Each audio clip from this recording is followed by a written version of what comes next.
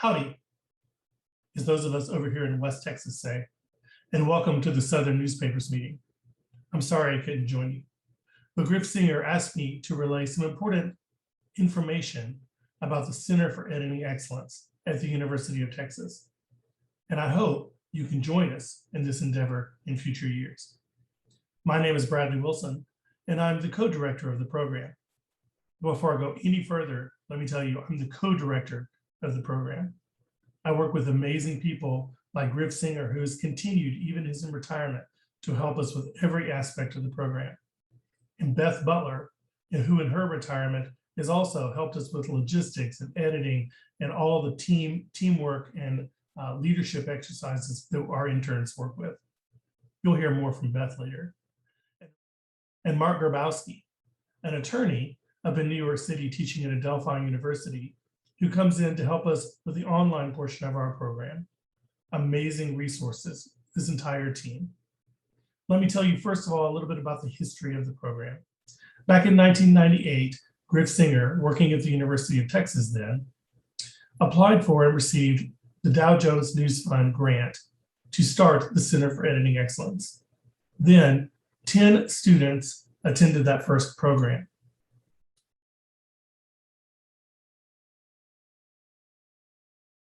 Those 10 students then joined 107 others nationally to go to newspapers such as, in our case, the Austin American-Statesman, the Dallas Morning News, the Colorado Springs Gazette, the Denver Post, and the Houston Chronicle.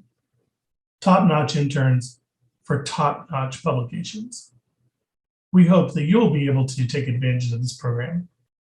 When people ask me how I got involved in the Center for Editing Excellence, I need to look no further than Griff Singer, wherever Griff is. And I really thank him for that. It's been an amazing experience. Why me? Well, the truth is, it's probably because I know how to load fonts onto the machine. And if you remember the old days of Suitcase and Adobe Type Manager, that was no small feat.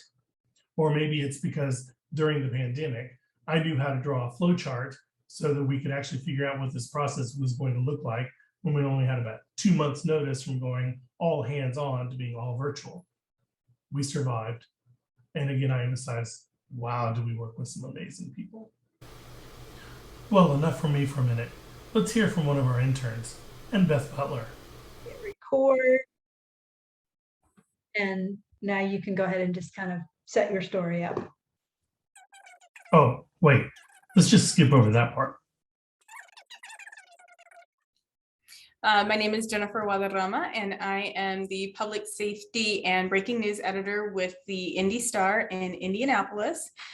When I went through the Dow Jones program, I was a reporter / editor with the Del Rio News Herald. And I went through the copy editing portion of the program, and it helped me greatly. It was one aspect that I definitely needed some, because I came up through the ranks of the newspaper and didn't go the traditional college route from the beginning. This gave me an opportunity to learn some of those skills that I couldn't get from just my peers. Jennifer, what do you think that you took back from the workshop to your, because you were already at the paper. How long had you been at the Del Rio paper when you came to us? I think I went in 2012. So I had already been there about 6 years when I went through the training. Yeah. Okay, but you had shifted jobs to more of an editor role. Mhm. What do you think, what kind of skills did you either sharpen at the workshop or gain that you took back and were able to use in the newsroom? Definitely the copy editing skills, just how to tighten stories, how to catch some pretty basic errors that I had in my own, well, not errors, but style errors that I had in my own reporting. And again, because I came up through the ranks and was peer taught and taught by myself as well, you know, just reading books and reading other people's writings. These are things that I just didn't learn naturally. So going through the program helped me with that. We'll hear a little bit more from Beth and Jennifer in a minute. Before we get too deep into the program, Let me tell you a little bit about our values with the program. I got my start in local journalism. Back in the late 70s, working in Austin with a guy named George Phoenix at the Westlake Picayune and his wife Jan, I learned why local journalism is important. Working there for 7 years and going to college at the University of Texas and working with such awesome professors as Griff Singer, I learned how to make awesome journalism happen. And that's at the very foundation of everything that we do at the Center for Editing Excellence. We know that we in the media have a problem with trust. Just look at the data. For example, as we see from this recent report, when asked, how much do you trust national versus local news came out far ahead from the national news. Not a surprise to those of us sitting in this room, I don't think. But we've got some room to grow. When we look at the job performance of local news, and when people were asked, do you think news organizations in your local area do an excellent job, good, fair, or poor job, each of the following, they excelled at providing factual figures and local news reports. Where they need improvement is holding local leaders in politics, business, and other institutions accountable for their actions. And then when you compare the local media to other local institutions, we know that we have some room to grow. For example, as this chart shows, people trusted the local libraries and law enforcement and churches and businesses and schools and courts more than they trusted their local news organizations. But on Happy News, we exceeded the local government in terms of trust. At the Center for Editing Excellence, our job is to provide you with interns that can make your job easier. Let me show you some pictures down through the years of our interns as I tell you a little bit about the benefits of having interns in general. And I would point out 3 salient reasons that you can use an intern. First of all, they bring enthusiasm and youth into your newsroom. Second, they're hardworking. Some of the hardest working students I've ever worked with. And it's an investment in the profession. We're training people who are going to be the editors and publishers of tomorrow. Specifically, the Dow Jones News Fund and the Texas Press Association interns are ready to jump in and help today. You don't have to spend a lot of time babysitting our interns. These are truly some of the finest students I've ever worked with. They are there to get their training and to learn things from you, but they're also there to help you lighten the load so that perhaps your full-timers could take a vacation or to provide you with new angles on old stories. So as part of the Center for Editing Excellence that Griff created so many years ago, we established some goals for the program.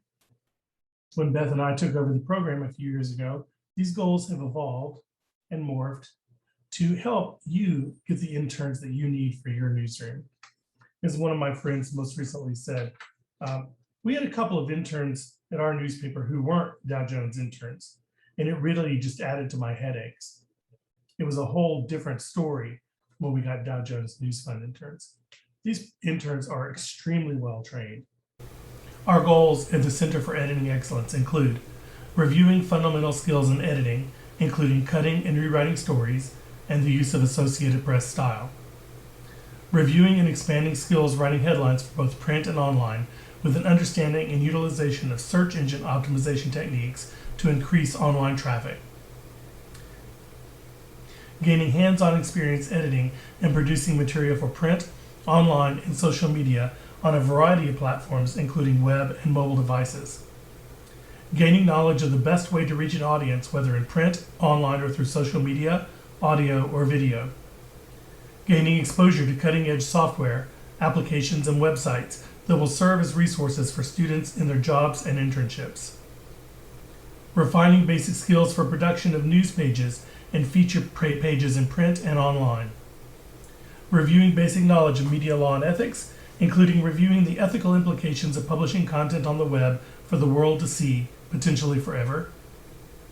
Learning how to use, effectively and efficiently, a content management system like WordPress to produce a news site. And lastly, understanding and utilizing best practices for Twitter. These goals have evolved and changed over the years, but they're based on the feedback that we receive from previous interns, as well as previous internship supervisors, so that we're training the best interns for the best newsrooms in the state of Texas and around the country.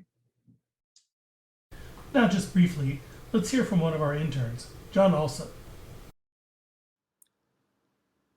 Hi, my name's John Alsop, and I did the Center for Editing Excellence at the University of Texas at Austin in the summer of 2017, prior to taking an internship at BuzzFeed News in New York, where I did copy editing. I then worked for the Columbia Journalism Review, and I still do that, writing their daily newsletter, as well as kind of long form features. So yeah, I haven't continued to be a copy editor since attending the center, but I think it's really fantastic for every journalist to get a really strong grounding just in style and readability and all that good stuff. It was good for me also as a British person to get a grounding in AP style and you know, how Americans spell things. I think also, you know, doing the center and then the internship at BuzzFeed and just spending so much time in other people's writing, trying to, you know, fix little things or make it better or more coherent, has made me a much, much better writer than I was going into it, because you really, by sort of spending time with the nuts and bolts of other people's work, kind of, you can use that to shine a light through your own, and then you start to, you know, fix things that you may not otherwise have noticed were confusing or bad. And I think it just gives you a greater kind of feel for the rhythm of what is well-written copy and what isn't. And I would say that is probably the greatest thing that I took from my time at the center. Let me just tell you and show you a little bit what our students do in the program. As you heard, the emphasis is on hands-on. Along the way, while we're working on basic editing, advanced editing, and headline writing, we also work on design and production, both online and in print. We work with Adobe InDesign and InCopy for the print side, and we work with WordPress in the online side. Let me give you a little bit of feedback from what one of our interns, Julia Manius, said. After the guest lecture portion of the program is over, it was on the interns to put together a daily production. It was the most challenged journalistic I have been in a while. I was fortunate enough to work with some of the most hardworking, resilient problem solvers in college journalism. The future of journalism is bright. While I've emphasized it along the way, let me go back and emphasize what we do in our program with online and social media. Again, just like on the print side, where we're producing the Southwest Journalist, a PDF publication that you can find online now, we also produce the Southwest Journalist Online, a thriving online website for 3 or 4 days a year during our workshop, and a Twitter account. During the final few days of the workshop, we maintain that Twitter account using scheduling software, just like the students would in the real world. So students are learning the ups and downs of Twitter, the ups and downs of scheduling tweets, as well as online posts. They learn how to create online timelines and embed maps and take stuff off the Associated Press and put it online in real time with a real copy and real photographs. It really doesn't stop there. We also spend a considerable amount of time working with these interns about adjusting into their life as an intern and their life after college working in the news environment. We talk about concepts such as leadership and time management.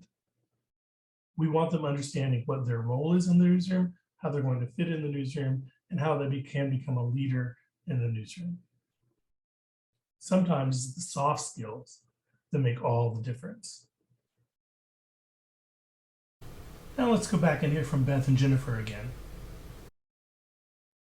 And is there anything that you personally got out of it? Definitely the networking that came along with it, because everybody in my cohort, I think we're still social media friends. Whenever I need to hire somebody, I very often lean on them to, hey, do you know anybody who's coming up? Because I think almost all of us are in a newsroom somewhere and we're spread across the country. So it's great to be able to tap into different people and see, because they're going to know folks that I don't know, and even people within my own company don't know. What do you think? So your supervisors and your managers kind of went a different path by saying, "Oh, here we've got this person that we know has, great skills in certain areas, but we think we can develop her into, something bigger and better even." What do you think? How did they feel about having made that investment in you? What did they get out of it when you came back from Dow Jones workshops? Probably the biggest thing, aside from cleaner copy in our paper, was the brainstorming aspect of it too. Because during our training, we had put together a website that was essentially a news website, which at the time, even in 2012, for our newsroom, was pretty advanced for what we were doing. We're still very print focused. So putting that website together, brainstorming where things need to go, understanding that a website homepage is very similar to your A1, and deciding content plays there. That I took a lot of that back with me. Now that you are the person in charge, do you do hiring for your desk or for your crew? Yes. So now that you're that person in charge, what do you think you would be looking for in an intern or an early career copy editor? First and foremost, of course, is the clean writing. The first thing I do is I look at people's clips. I look at their resume. Do they have mistakes in their resume? See how clean and style, how much of that they have down. The other thing that I look for is how much they've worked with other people, how much interaction they've had. So when I see these internships, and especially having been through it myself, I know that they've got that collaborative skill set as well. Okay, so yeah, it's not just those hard skills, but the soft skills that we also try to focus in on. Sometimes it's these soft skills that our guest speakers focus on. We have some amazing guest speakers that come in. We've been able to visit the Texas Tribune and hear from the staff there. We've been able to go to the Austin American-Statesman, visit with the staff, watch budget meetings, tour the press room. We've been able to go to Community Impact in North Austin, again, and see their press room and talk about that thriving local media operation there in Austin. With our partners at the Associated Press, we've had reporters from the Associated Press come in and visit with our interns and work with them during the course of the workshop. We also have, we call it sometimes the Dow Jones News Fund Alumni Group or the Dow Jones News Fund Mafia, but these people are an amazing resource for our interns and for you. And of course, thanks to Griff Singer and Mike Hodges of the Texas Press Association, we've been able to have some amazing speakers come in and be a panel for local journalists. Staff members from Buda and Fredericksburg have joined us in the past. Perhaps you'd like to join us on that panel this year. Oh, and while they're in Austin, I'd be remiss in saying that they don't have a little bit of fun. This group works hard. They work really hard, really long days, just like you do. They're good. They're really good, but they know how to party. In addition to the guest speakers, we also give our interns the opportunity to experience Austin.